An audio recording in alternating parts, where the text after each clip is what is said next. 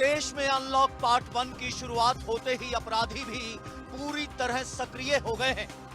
बहादुरगढ़ में अपराधियों ने गुंडागर्दी का नाच करते हुए एक बेगुनाह को मौत की नींद सुलाकर रख दिया, तो वहीं शहर के अंदर दहशत पसराकर रख दी।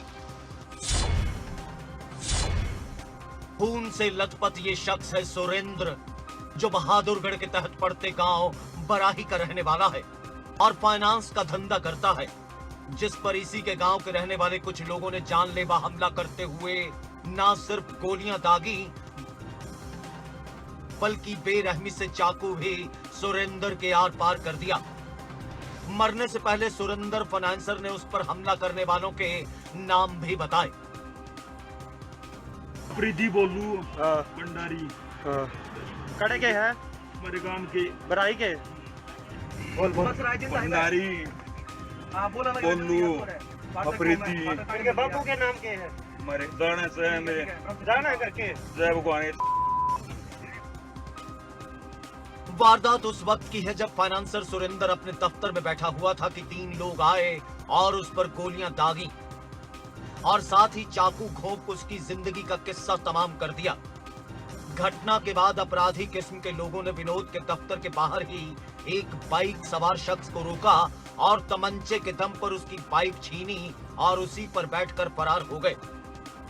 बुरी तरह घायल हुए सुरेंद्र को अस्पताल पहुंचाया गया, लेकिन अफसोस डॉक्टरों ने उसे मृत घोषित कर दिया।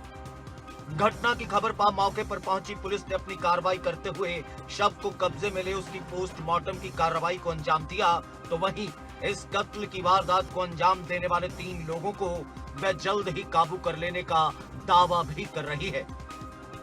मिली थी कि सुरेंद्र लड़का जो बराई गांव का रहने वाला है, उसको घायल अवस्था में ब्रह्म शक्ति हॉस्पिटल के अंदर दाखिल कराया गया। जहाँ पता चला उसको 3 गोली लगी थी और 1 चाकू का वार किया गया था, जहाँ उसको मृत घोषित कर दिया गया था। आज उसका पोस्टमार्टम करा रहे हैं। उसमें FIR अंकित कर दी है 3 व्यक्तियों के खिलाफ और उनकी तलाश के लिए 3 टीमें बनाई हैं, जो 1 थाने से और 2 CID की टीम।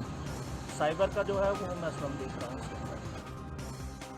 इस घटना के बाद से जहां मौत का शिकार बने सुरेंद्र के घर में मातम पसरा है, तो वहीं दिन दहाड़े हुई इस हत्या की वारदात के बाद इलाके के लोग बेहद सख्ते में हैं और साथ ही साथ दहशत में भी। CCTV फुटेज के जरिए जल्द ही आरोपियों को दबोच लेने का दावा पुलिस करने में जुटी है, लेकिन शहर कब अपराध और अपराधियों से मुक्त हो पाएगा, इस सवाल को लेकर पुलिस को सांप सूंघा हुआ है।